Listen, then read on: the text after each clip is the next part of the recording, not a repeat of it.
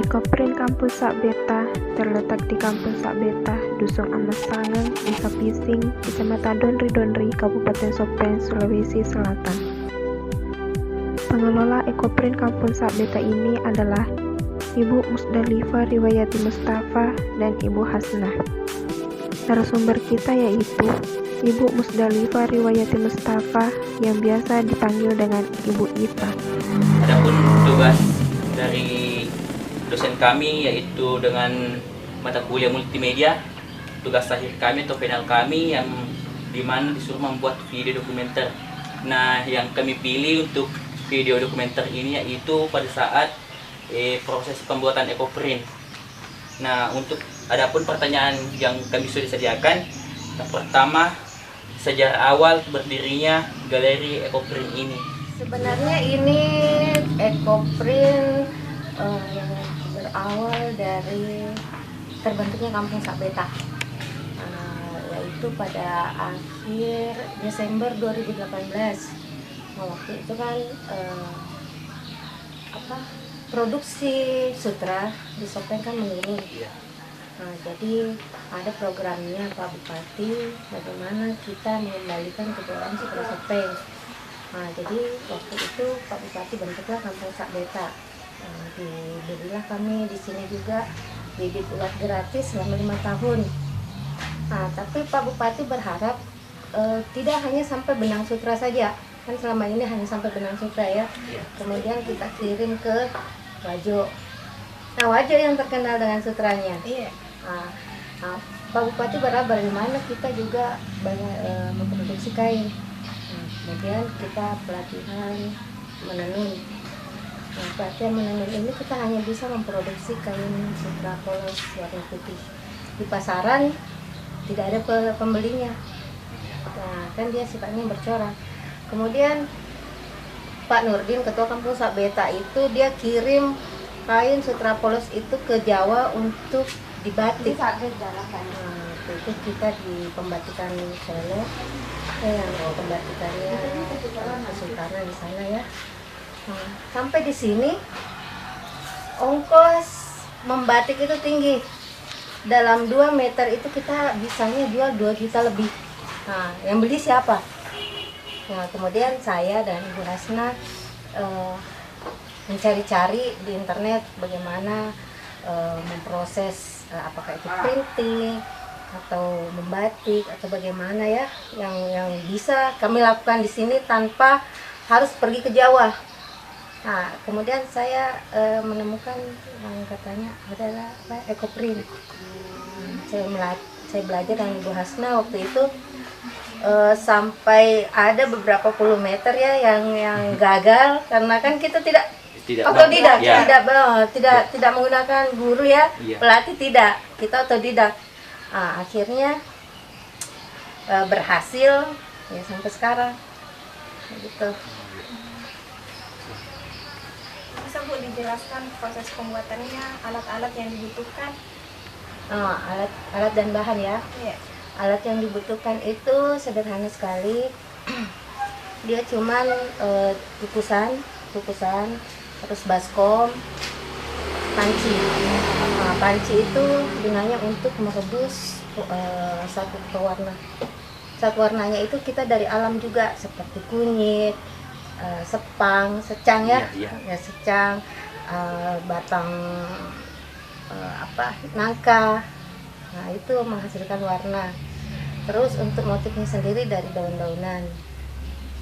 Nah, itu alatnya. Terus ini kita pakai teknik steam, yaitu teknik pemanasan dengan cara dikukus. Itu tadi dandang untuk mengukus. Dibutuhkan berapa lama? Kalau untuk persiapannya itu 1 hari 1 malam ya, karena kita harus merendam dulu kain, dimordan kainnya. Kemudian bahannya mudah. Itu daun, tidak semua daun bisa mengeluarkan warna dan corak tersendiri. Daun yang taninnya kuat itu bisa mengeluarkan warna dan corak sendiri seperti daun jati, daun kenikir. Kalau bahasa Bugisnya aju beruh. Bahasa Jawanya itu daun jaran. Terus dan banyaklah.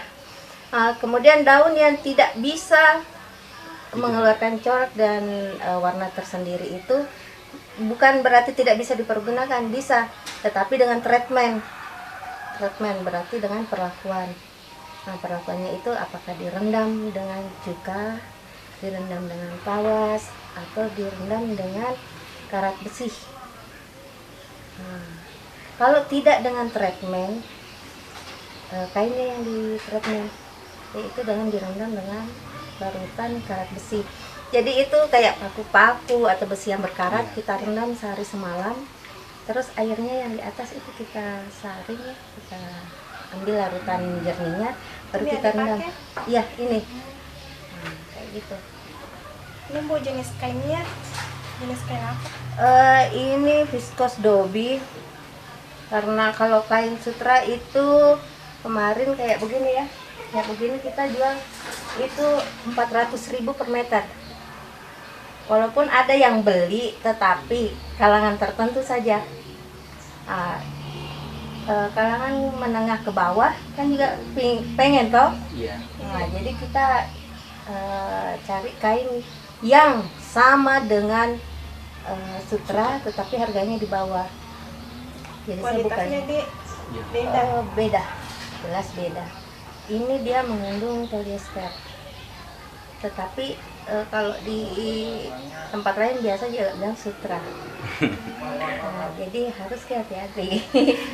Ini penyerapan warnanya, penyerapan motifnya beda. Yang KW ini kita jual 80.000 per meter, ini 400.000 per meter. Yang ini Bu, yang dipakang asli ini Bu? Bukan. Kos. Jenis produk apa saja yang dihasilkan? Baju, pouch, jilbab, kain, banyak macam. Kemudian di sini kita lagi COVID, jadi ya tidak produksi kayak tas dulu. Masa biasa produksi di sini Bu? Kayak buat bajunya. Iya, ini penjahit kami. Tetangga. Jadi kita memberdayakan masyarakat yang di sini. Ini yang bikin begini waktu belum COVID itu sekitar 15 sampai 16 orang. Dan kebanyakan lansia yang bikin. Ini kan ya Bu, ditenun atau beli? Beli. Kecuali kalau ini yang ini tenun.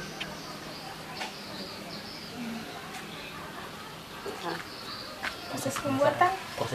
Proses pembuatannya pertama setelah kita gunting kain sesuai dengan ukuran yang kita inginkan.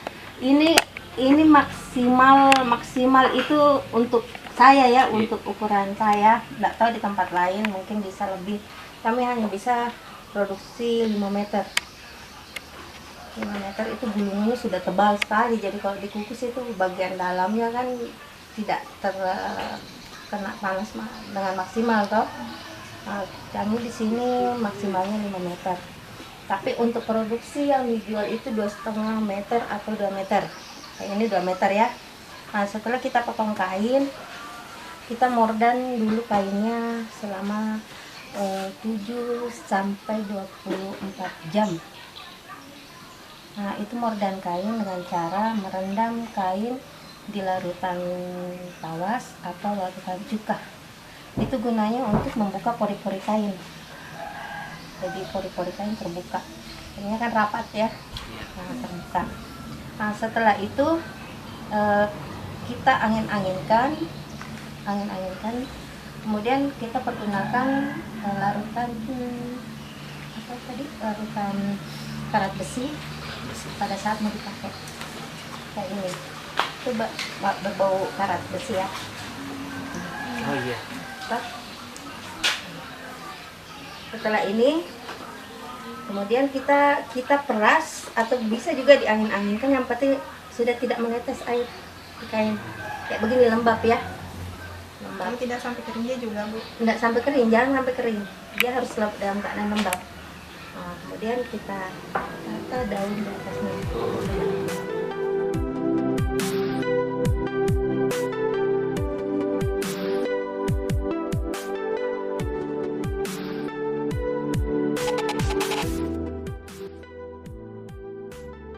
Satunya dan yang sebelahnya lagi itu sama. Enggak. Kemudian ini pahannya. Berarti ini bakatnya. Ini nggak apa-apa.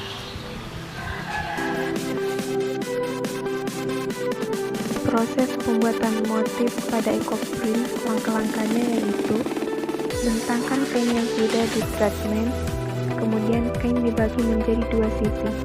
Setelah itu, tata daun dan bunga sesuai dengan motif yang diinginkan.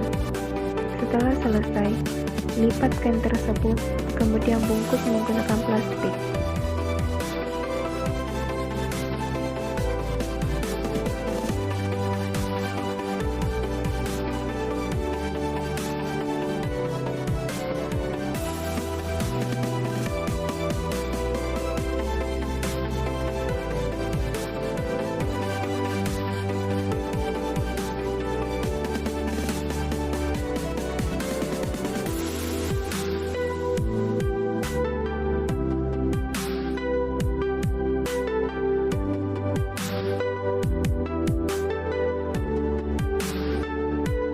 Pukul-pukul menggunakan tangan untuk mengeluarkan pigmen warnanya.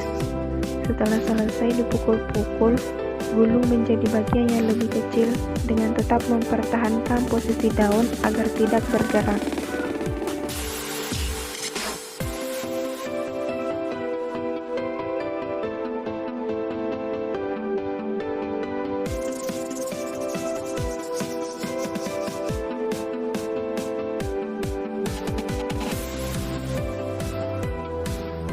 Kemudian dilipat dan diikat kencang menggunakan tali.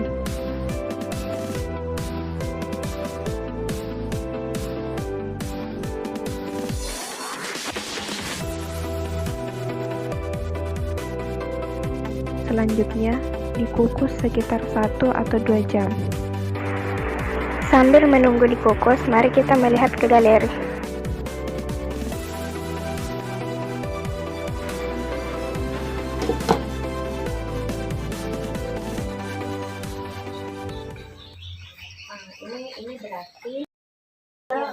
Ini berarti dia tanennya kurang karena dia tidak mengeluarkan kain warna di kota itu yang mengatur itu kayak begini. Proses pemasaran, Pak, Bu? Proses pemasaran dari media digital, apa? Medsos juga, sosmed, pameran. Waktu belum COVID itu setiap minggu, sebenarnya hampir setiap minggu ada turis datang di sini. Nah, dari Belanda, ada tuh buku kepangnya bisa dilihat dari luar negeri. Karena Kampung Sabelta bekerja sama dengan salah satu travel. Kan biasanya bilang kenapa seratnya ada yang kasar, ada halus, ada tebal, ada tipis. Ini karena dia ATBM. Alat tenun bukan mesin. Nah, di sini juga kekurangannya sutra sopeng, kerataan benang. Biasanya itu kayak di Jawa, di Bali, dia pesan misalnya 10 kilo, pasti ada dikasih kembali berapa kilo. Karena tidak memenuhi syarat. Oh, benangnya ada yang tebal, ada yang tipis. Dia maunya rata. Tapi aku kasih ke hadiah. Permasalahannya dari mana, Bu? Dari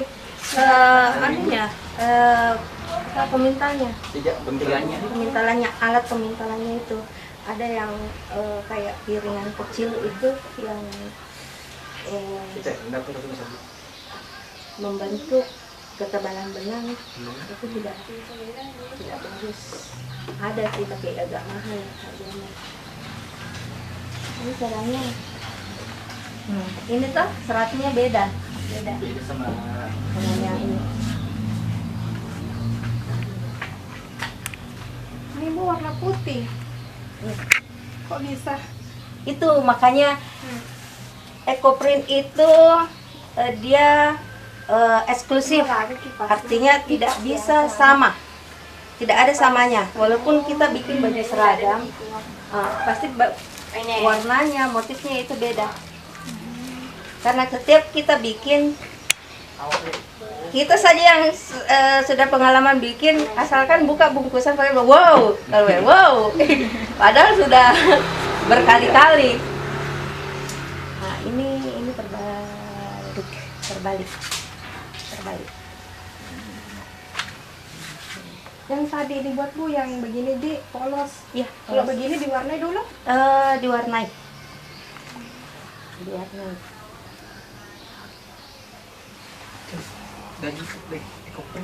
Iya.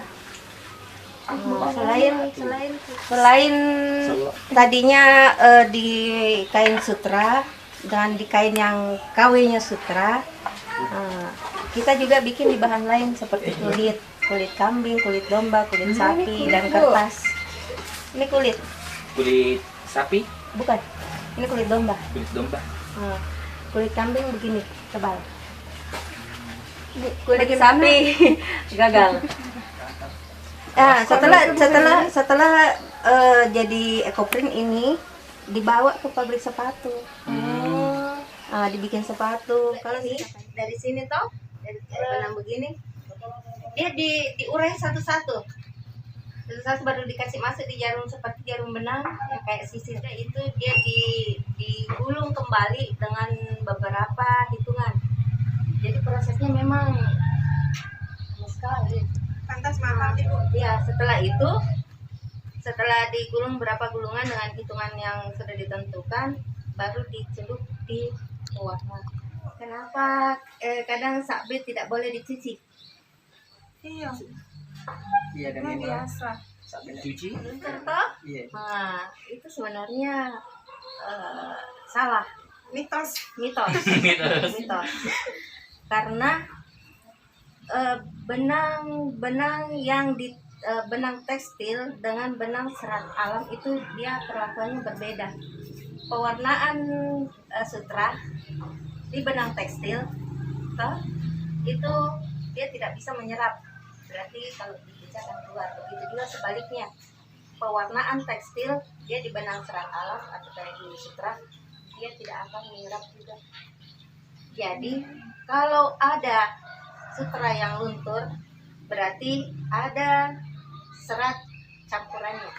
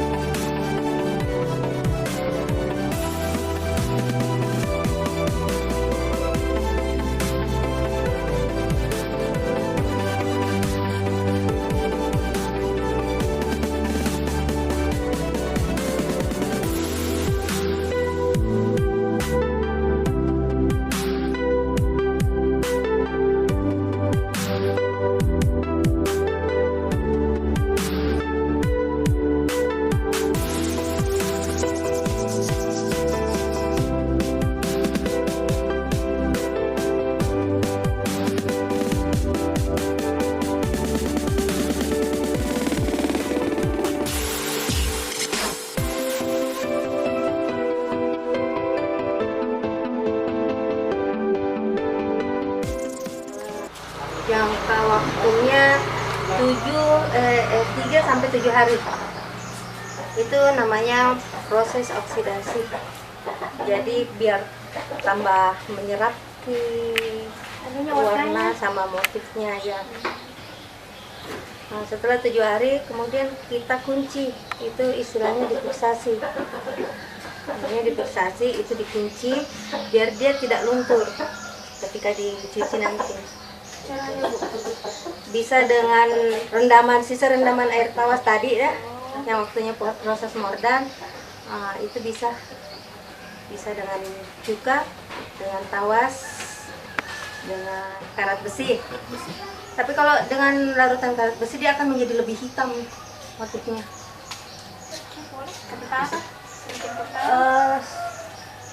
Iya, dia kayak begini nanti hitam motifnya kayak begini. Nah, kemudian sisa daunnya ini tidak dibuang. Ini dijadikan pupuk untuk tanaman murban. Humus, jadi humus. Nah, ini plastiknya bisa dipakai berkali-kali.